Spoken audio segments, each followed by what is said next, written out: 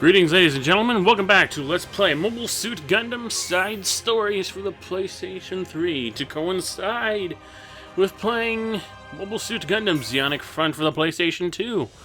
I'm also going to simultaneously play the Zeonic Front side story missions of this game for immediate comparison as opposed to after the fact. And, this may end up being very short episodes because of how short these missions tend to be for a start. Plus the fact that I only want to do... the number of missions in this particular side story is roughly half of what you'll get in the actual game.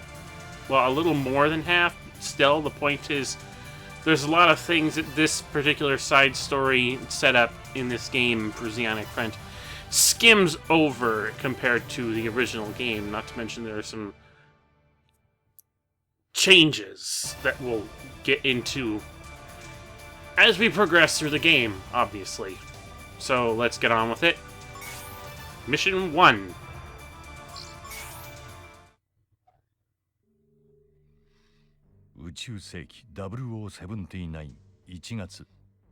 Okay, you know, I'm fairly certain at this point... Sorry. I'm fairly certain that these particular cutscenes are just basically the same intros every time. With the exception for the two Blue Destiny ones.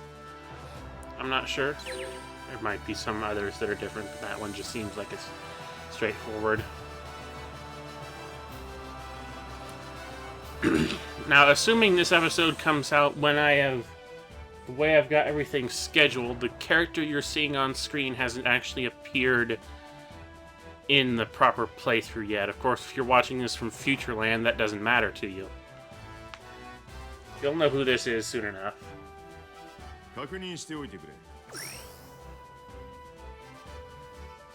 But yeah, if you watch the first episode of Zeonic Front, you'll notice that we've taken a slightly odd change in our mission location. This is still technically the very first mission from the Zeonic Front campaign, but the location is... well, it's obviously not New York. Obviously. We're being dropped off in Alaska, it looks like. So there's an immediate change right there compared to the actual gameplay story.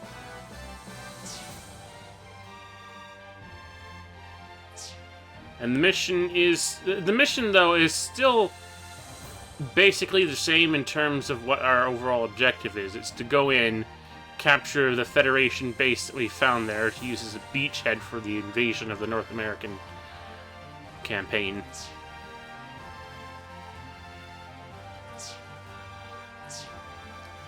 But this time, things start out, well, quite obviously differently from what we're already seeing.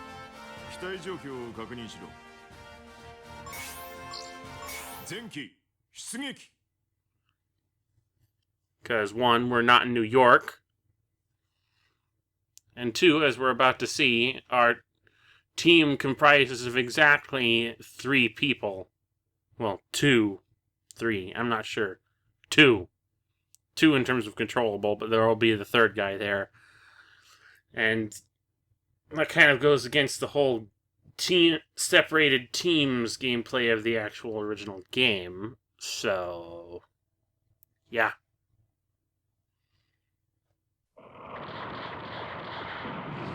Shinmai, そう固くなるなよ。訓練通りにやればいい。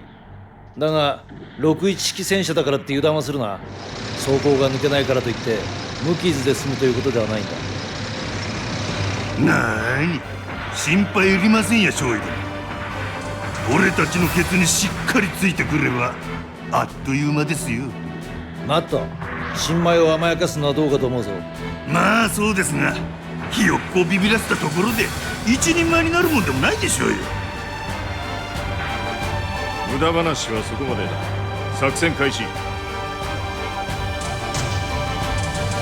And of course, this base is a lot more wide open compared to the one that you actually find in the Zeonic Front campaign. Of course, I understand a lot of it is just basically work with what you have. You have to recycle all sorts of... Better to recycle what is more easy to utilize in the game versus what...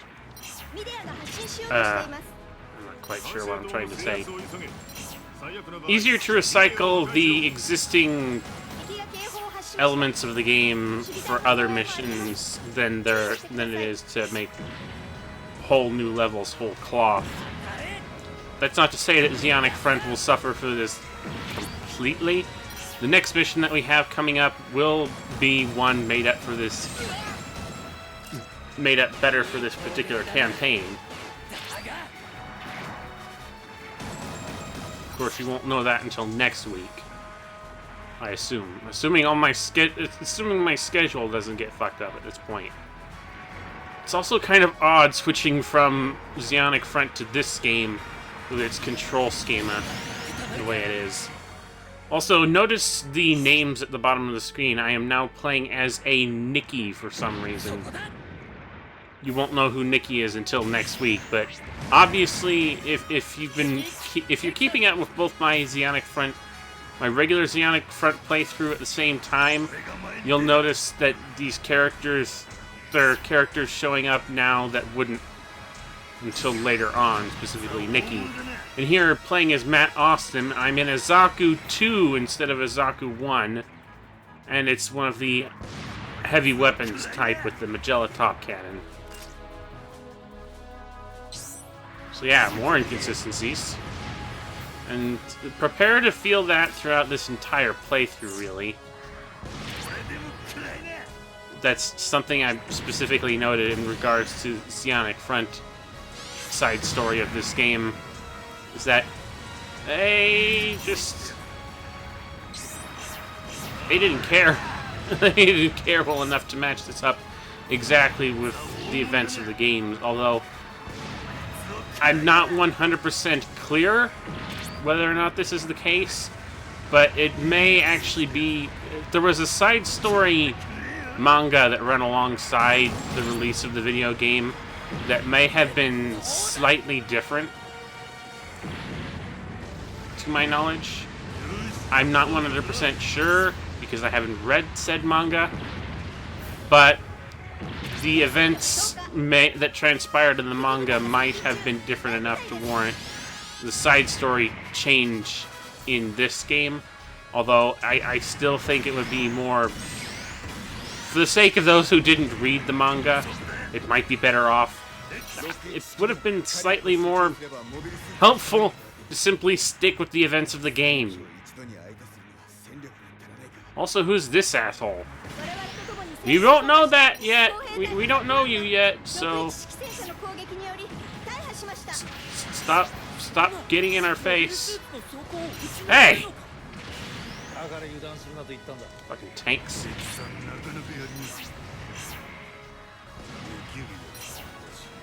Also, given that these are kind of like starter Zakus, on top of it being a switch in the entire gameplay paradigm from Zeonic Front, trying to get back into this game with the mechanics that I've known it for, and just have sort of really basic Zakus to work with. Really slow and real clunky. 最終ターゲットを確認。何これ？データを照合中。これはビッグトレイです。やれやれ。まったく大した情報分析だな。情報は何をやってたんだか。しっかり仕事をしてもらいたいもんで。隊長、この戦力では無理です。撤退した方が。下記任務続行。ビッグトレイを叩く。Now, since this is not necessarily the same tactical gameplay style setup as the actual Zeonic Front game, attacking this big tray is going to be... rather a bit different from the way it was there, because I don't have access to smoke grenades right off the bat, for one. But I do have access to the Magella Top Cannon, which allows me to stay completely out of range here. So, pummel it!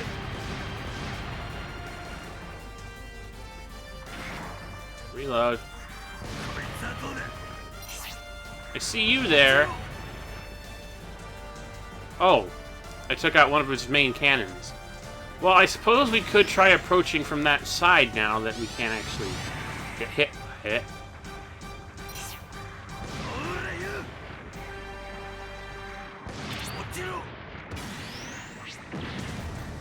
Oh yeah. On the other hand, we still have to worry about the machine cannons. And there's this annoying little tank here, but it's of no consequence. Big tray neutralized. 少佐、敵司令官から通信が入っています。待ってくれ。撃たないでくれ。降伏する。敵の降伏要請を受諾する。了解。敵残存部隊は武装解除を始めました。各チームは本隊の到着まで制圧地区の警備に当たってください。司令部がもう少し抵抗を続けてくれていたら倒すチャンスがあったんだが、しかしよく訓練されたやつだった。